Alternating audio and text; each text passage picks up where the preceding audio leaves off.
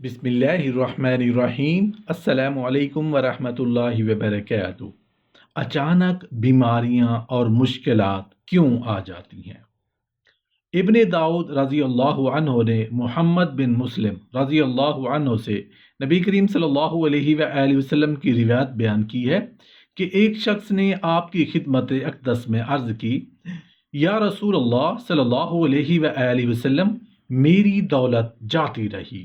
اور میرا جسم مبتلا مرض ہے۔ نبی کریم صلی اللہ علیہ وآلہ وسلم نے ارشاد فرمایا،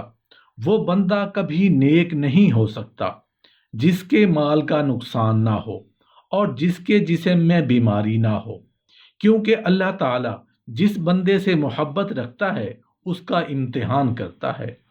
وہ مبتلا مصیبت ہونے پر صبر کرتا ہے۔ عبد الحارث رضی اللہ عنہ نے حضرت عبداللہ بن عباس رضی اللہ عنہ سے روایت کی ہے کہ پہلے زمانے میں کسی پیغمبر نے اللہ تعالیٰ سے شکایت کی کہ اے پروردگار، یہ کیا بات ہے کہ تیرا مومن بندہ تیری فرما برداری کرتا ہے اور تیری نافرمانی سے پرہیز رکھتا ہے، اس سے دنیا دور ہو جاتی ہے اور بلا و مصیبت اس پر ٹوٹ پڑتی ہے، اور تیرا کافر بندہ تیری اطاعت سے بھاگتا ہے اور تیری نافرمانی میں دلیر ہوتا ہے، لیکن اس سے بلا و مصیبت دور رہتی ہے اور دنیا کی عیش اس پر جھک جاتی ہے۔ اللہ تعالیٰ نے وحی نازل فرمائی، اے پیغمبر، بندے بھی میرے ہیں اور مصیبت اور بلا بھی میری پیدا کی ہوئی ہے، اور ہر چیز میری حمد و ثنا بجا لاتی ہے۔ بندہ مومن کے سر پر کچھ گناہ ہوتے ہیں، لہٰذا میں اس سے دنیا کو دور کر دیتا ہوں اور مصیبت میں اس کو مبتلا کرتا ہوں، جس پر وہ صبر کرتا ہے، اور یہ اس کے گناہوں کا کفارہ ہو جاتے ہیں۔ جب وہ میرے پاس آتا ہے تو میں اس کو عقبہ میں اس کی نیکیوں کی جزائے خیر دیتا ہوں۔ اسی طرح کافر کے اعمال میں کچھ نیکیاں ہوتی ہیں، میں دنیا میں اس کے رزق کو فراخ کر دیتا ہوں، رنج و مصیبت کو اس سے دور رکھتا ہوں، اس کی نیکیوں کا بدلہ اس کو دنیا میں ہی مل جاتا ہے،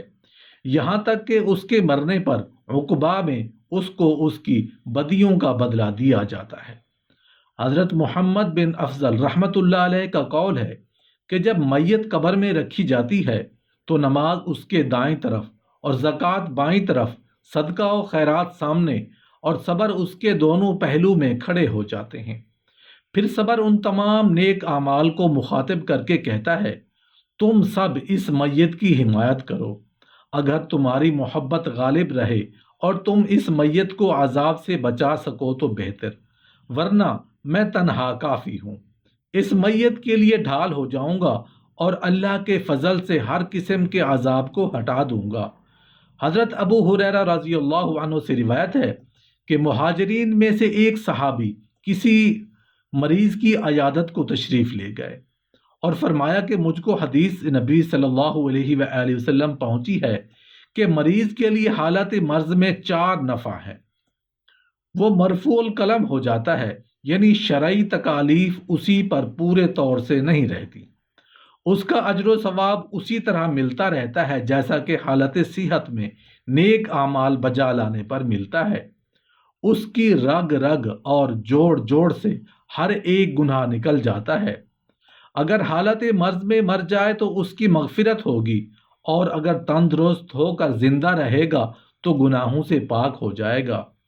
عطار ابن یسار رضی اللہ عنہ سے روایت ہے کہ نبی کریم صلی اللہ علیہ وآلہ وسلم نے فرمایا کہ جب بندہ مومن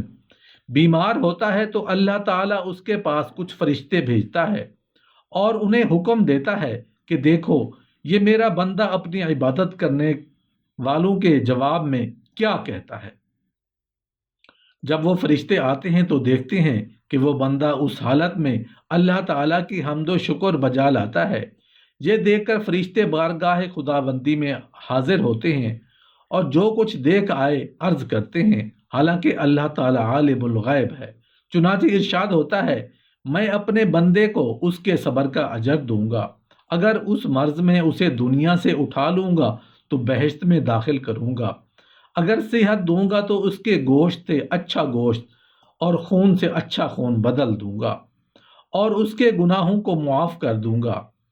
حمید نے حضرت انس رضی اللہ عنہ سے روایت کی ہے کہ نبی اکرم صلی اللہ علیہ وآلہ وسلم نے فرمایا کہ قیامت کے دن ایک ایسے شخص کو میدان میں لایا جائے گا جس نے تمام اہل دنیا سے زیادہ ناز و نعمت اور عیش و عشرت کے ساتھ زندگی بسر کی تھی۔ اس کو دوزخ میں غوطہ دیا جائے گا اور وہاں سے جھلسا ہوا سیاہ ہو کر نکلے گا۔ پھر اس سے پوچھا جائے گا کہ دنیا میں تو نے کبھی عیش و آرام دیکھا؟ وہ جواب دے گا کہ میں نے کبھی آرام نہیں پایا، بلکہ جب سے دنیا میں پیدا ہوا ہمیشہ ایسی ہی بلا و مصیبت میں گرفتار رہا۔ اس کے بعد ایسا شخص لایا جائے گا جو دنیا میں سب سے زیادہ مصیبت زدہ اور گرفتار بلا رہا تھا۔ اس کو تھوڑی دیر بہشت میں داخل کر کے نکالا جائے گا۔ اس کا چہرہ 14ویں رات کے چاند کی طرح چمک اٹھے گا۔ اس سے پوچھا جائے گا کہ کیا تو نے کبھی بلا و مصیبت بھی اٹھائی؟ وہ عرض کرے گا کہ مولا، میں نے کبھی رنج نہیں دیکھا، بلکہ جب سے تو نے پیدا کیا ہے ہمیشہ ایسے ہی عیش و آرام میں رہا۔